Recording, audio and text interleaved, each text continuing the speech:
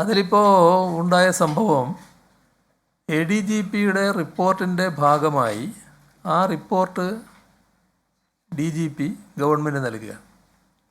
ആ റിപ്പോർട്ട് നൽകുമ്പോൾ DGP ഒരു കാര്യം ചൂണ്ടിക്കാണിച്ചു. ഇദ്ദേഹം അവിടെ ഉണ്ടായിരുന്നു, അവിടെ എത്താതിരുന്ന കാര്യം. അത് ഒരു പരിശോധനയുടെ ഭാഗമായിട്ടല്ല. അപ്പോൾ പരിശോധന നടക്കണം. അതുമായി ബന്ധപ്പെട്ടുള്ള പരിശോധന നടന്ന് എന്താണ് ഉണ്ടായ വീഴ്ച എന്ന് കൃത്യമായി കിട്ടണം. അതിനാണ് അദ്ദേഹത്തെ തന്നെ ചുമതലപ്പെടുത്തുന്നത്. DGPയെ തന്നെ. ADGP ആണ് ഈ പറയുന്ന ചുമതല നിർവഹിച്ച ആൾ എന്നുള്ളത് കൊണ്ട് ആ ചുമതലയിൽ വീഴ്ച വന്നിട്ടുണ്ടെങ്കിൽ അതുമായി ബന്ധപ്പെട്ട പരിശോധനയിലൂടെ കാര്യങ്ങൾ റിപ്പോർട്ട് ചെയ്യാനാണ് ഇപ്പോൾ ആവശ്യപ്പെട്ടിട്ടുള്ളത്. എന്നാൽ നമ്മൾ ഓർക്കേണ്ട ഒരു കാര്യം, നിങ്ങളെല്ലാം തന്നെ റിപ്പോർട്ട് ചെയ്തുകൊണ്ടിരിക്കുന്നൊരു കാര്യമുണ്ടല്ലോ. ഇപ്പോൾ അല്ല,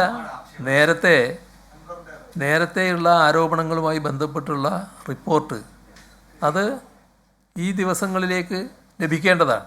ഏകദേശം ഒരു മാസത്തെ സമയമാണ് അതിന് അനുവദിച്ചിരുന്നത്. അതെ, നിങ്ങളൊക്കെ തന്നെ റിപ്പോർട്ട് ചെയ്യുന്നുണ്ടല്ലോ ഇന്നൊക്കെയാണ്. അപ്പോൾ അത് കയ്യിൽ കിട്ടുന്ന മുറക്ക് അതുമായി ബന്ധപ്പെട്ട തീരുമാനങ്ങളും വരും. ഇതുമായി ബന്ധപ്പെട്ടുള്ള പരിശോധനയും അതിന് റിപ്പോർട്ടും വരികയും ചെയ്യട്ടെ. അതാണ്. അല്ല, നിങ്ങളെ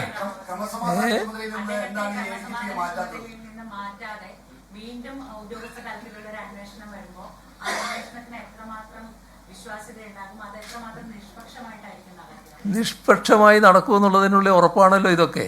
അദ്ദേഹത്തിൻ്റെ കീഴിലുള്ള ഒരു ഉദ്യോഗസ്ഥനാണ് അന്വേഷിക്കുന്നതെങ്കിൽ നിങ്ങൾ ഈ പറയുന്ന തരത്തിലുള്ള ആശങ്കയുണ്ടാവും. അദ്ദേഹത്തിൻ്റെ മേലെയുള്ള DGP ആണല്ലോ അന്വേഷിക്കുക. അപ്പോൾ DGP തന്നെ അന്വേഷിച്ച് റിപ്പോർട്ട് നൽകുകയാണല്ലോ വേണ്ടത്. അപ്പോൾ DGP ഇപ്പോൾ ഒരു പരിശോധന കൂടാതെയാണ് റിപ്പോർട്ട് നൽകിയത്. അത് പരിശോധിച്ചുകൊണ്ട് റിപ്പോർട്ട് നൽകണമെന്നാണ് പറഞ്ഞിട്ടുള്ളത്. അത് ഞാൻ പറയുന്നതിൻ്റെ ഇടയ്ക്ക് ബഹളാക്കിക്കൊണ്ട് കാര്യമില്ലല്ലോ. അപ്പം അതുമായി ബന്ധപ്പെട്ട് അദ്ദേഹത്തിൻ്റെ റിപ്പോർട്ട് ലഭിച്ചാൽ അതിലൊരു റിപ്പോർട്ട് ഈ ദിവസങ്ങളിൽ ഈ അടുത്ത ദിവസങ്ങളിൽ തന്നെ ലഭിക്കുമെന്നാണ് നിങ്ങൾ തന്നെ റിപ്പോർട്ട് ചെയ്തിട്ടുള്ളത്. നിങ്ങൾ മാറിയും പറയുന്നുണ്ട് ഈ ശനിയാഴ്ചയൊക്കെ അവരെ അവധി കൊടുത്തിട്ടുണ്ട്. അതെന്താ നിങ്ങൾ അങ്ങനെ അവധി കൊടുത്തതെന്നറിയില്ല. ഏതായാലും അത് ഞാൻ അവധി കൊടുത്തില്ല. ഞാൻ കൊടുത്ത അവധി 30 ദിവസമാണ്. അപ്പോൾ ആ റിപ്പോർട്ട് കൃത്യമായി കിട്ടുമെന്ന് തന്നെയാണ് പ്രതീക്ഷിക്കുന്നത്. അത് കിട്ടുന്ന മുറക്ക് അതിൻ്റെ ഭാഗത്ത് തീരുമാനം ഉണ്ടാവും. ഇതിൻ്റെ ഭാഗമായി റിപ്പോർട്ട് വരട്ടെ.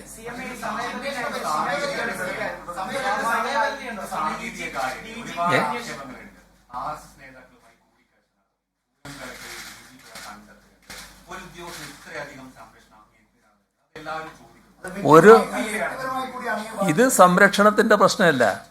ഒരു ഉദ്യോഗസ്ഥനെ ആ സ്ഥാനത്ത് നിന്ന് എന്തെങ്കിലും നടപടിയെടുക്ക് വിധേയനാക്കുമ്പോൾ അതുമായി ബന്ധപ്പെട്ട കൃത്യമായ റിപ്പോർട്ട് വേണം. ആ റിപ്പോർട്ടിനാണ് കാത്തു നിൽക്കുന്നത്. ആ റിപ്പോർട്ട് ലഭിക്കട്ടെ.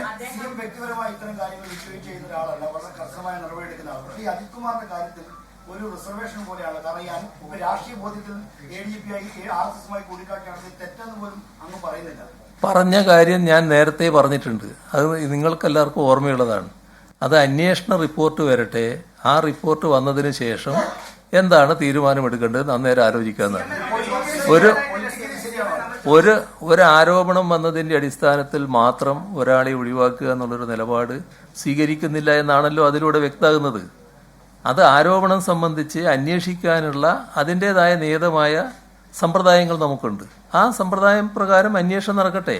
അന്വേഷണം നടന്ന് റിപ്പോർട്ടുകൾ വന്നാൽ ഫലപ്രദമായി നടപടികളിലേക്ക് കടക്കും. നിങ്ങൾ മനസ്സിലാക്കേണ്ടത്, നിങ്ങൾ എല്ലാവരും കൂടി പറഞ്ഞാൽ ഇത് ആർക്കും കേൾക്കാൻ പറ്റൂല.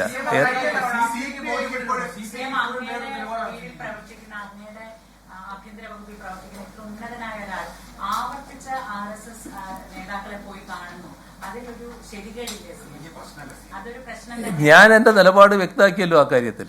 നിങ്ങൾക്കത് സംബന്ധിച്ചുള്ള അഭിപ്രായങ്ങൾ നിങ്ങൾ എഴുതിക്കൊണ്ടിരിക്കുന്നുണ്ടല്ലോ. ഞാൻ എൻ്റെ നിലപാട് ശരിയാണെന്നല്ലേ പറയുന്നത്. എൻ്റെ നിലപാട് ശരിയായിക്കൊണ്ട് തന്നെയല്ലേ പറയുന്നത്. അതിലെന്താ സംശയം നിങ്ങൾക്ക്? എൻ്റെ നിലപാട് ശരിയായി നിന്നുകൊണ്ടാണ് ഞാൻ പറയുന്നത്. ഞാൻ നിലപാട് വ്യക്തമാക്കി. ആ നിലപാടെന്താ? ഞാൻ ഈ സ്വരത്തിലല്ലല്ലോ സംസാരിക്കേണ്ടത് സാധാരണ. നിങ്ങൾ അങ്ങനെ വല്ലാതെ പോകണ്ടെന്നുള്ളതാണ് ഞാൻ പറയുന്നത്. ഞാൻ നേരത്തെ വ്യക്തമാക്കിയത് ഈ കാര്യങ്ങൾ അന്വേഷിച്ച് ആ അന്വേഷണ റിപ്പോർട്ട് വരുന്ന മുറക്ക് എന്താണോ വേണ്ടത് അപ്പോൾ തീരുമാനിക്കാമെന്നാണ്. ആ തീരുമാനം എടുക്കുമെന്നുള്ളത് തന്നെയാണ് ഇപ്പോഴും ഞാൻ പറയുന്നത്. ആ പറഞ്ഞതിൽ ഒരു മാറ്റവും ഇല്ല, അവിടെ തന്നെയാണ് നിൽക്കുന്നത്.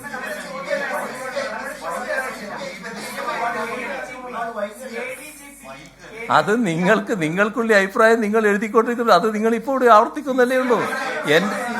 എന്റെ നിലപാട് ഞാൻ വ്യക്തമാക്കിയല്ലോ. നിങ്ങളെല്ലാരും എഴുതിക്കൊണ്ടിരിക്കുന്ന കാര്യങ്ങളുണ്ടല്ലോ, ആ എഴുതിക്കൊണ്ടിരിക്കുന്ന കാര്യങ്ങൾ തന്നെയല്ലേ നിങ്ങളിപ്പോ ആവർത്തിക്കുന്നത്. അതായത് ADGP ഈ RSS നേതാക്കളെ കണ്ടത് ശരിയാണോ തെറ്റാണോ എന്ന കാര്യത്തിൽ മുഖ്യമന്ത്രി നിലപാട് പറഞ്ഞില്ല. മുഖ്യമന്ത്രി നിലപാട് പറഞ്ഞു. അത് ഞാൻ പറയേണ്ടത് ആ റിപ്പോർട്ടിന് ശേഷമാണ്. അതും ചുമതലപ്പെടുത്തിയിട്ടുണ്ട്. അതുമായി ഞാനൊരു നിലപാട് എടുത്തു കഴിഞ്ഞാൽ പിന്നെ ആ നിലപാടിന്റെ ഭാഗമായിട്ട് നടപടിയല്ലേ വരിക. നിങ്ങൾ മനസ്സിലാക്കേണ്ടത്, നിങ്ങൾ ആഗ്രഹിക്കുന്ന നിലപാടിനനുസരിച്ചിട്ടുള്ള ഒരു നിലപാട് എന്റെ ഭാഗത്ത് ഉണ്ടാകണമെന്ന് നിർബന്ധിക്കരുത്. അപ്പോൾ അതിൽ കാണേണ്ടത് പരിശോധന കഴിഞ്ഞ് ആ പരിശോധനയുടെ ഭാഗമായി വരുന്ന റിപ്പോർട്ട് എന്താണോ അതിന്റെ ഘട്ടത്തിലാണ് ഞാൻ എന്റെ നിലപാട് പറയേണ്ടത്. അല്ലാതെ ഞാൻ പറഞ്ഞു തീരട്ടെ, അല്ലാതെ അതിനു മുൻപ് ധൃതി പിടിച്ച് ആ നിലപാട് പറയലല്ല ഔചിത്യം.